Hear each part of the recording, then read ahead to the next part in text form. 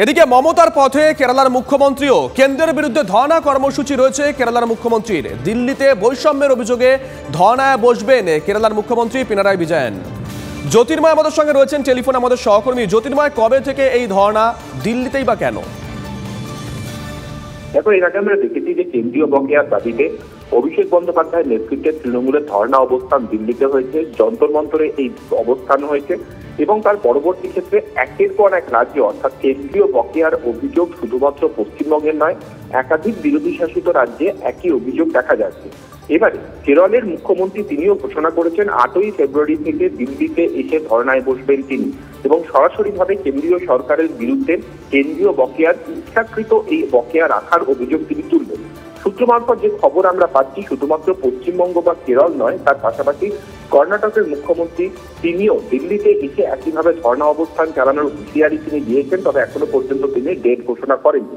ফলত সেক্ষেত্রে দাঁড়িয়ে কেন্দ্রীয় বকেয়া লোকসভা নির্বাচনের আগে একটা বড় ইস্যু জাতীয় ক্ষেত্রে হতে চলেছে এবং অবশ্যই কেন্দ্রীয় সরকারের উপর চাপ তৈরি করার জন্যই রাজ্য ছেড়ে সরাসরিভাবে কেন্দ্রে অর্থাৎ দিল্লির মাটিতে এসে ধর্ণা অবস্থান করতে চাইছেন মুখ্যমন্ত্রীরা। একজন মুখ্যমন্ত্রী যখন রাজপথে বসছেন, ফলত তার তাৎপর্য বা চাপ আরো কিছুটা অন্যরকম হবে বলেই মনে করছে রাজনৈতিক মহল। ধন্যবাদ জ্যোতির্ময়।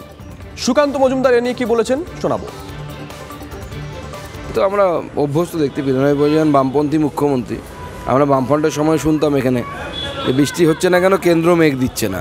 তো এটা বামপন্থীদের নতুন কিছু নয়, সেই পথে মমতা বন্দ্যোপাধ্যায় চলছে, আলাদা কিছু হয়নি।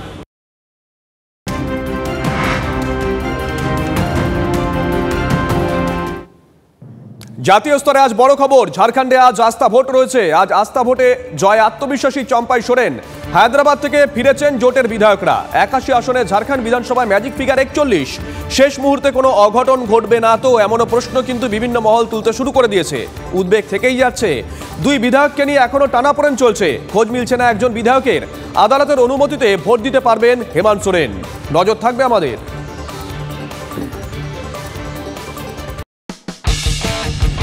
কোনো পুরনো খবর নয়, সকাল থেকেই পুরো দিনের আভাস।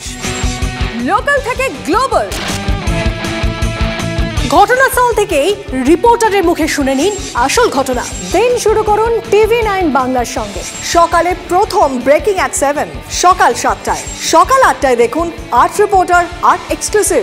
নিউজ এক্সপ্রেস অ্যাট 9 দেখুন সকাল 9টায়। 10 খবর 10 রিপোর্টার অন দ্য স্পট সকাল 10টায়।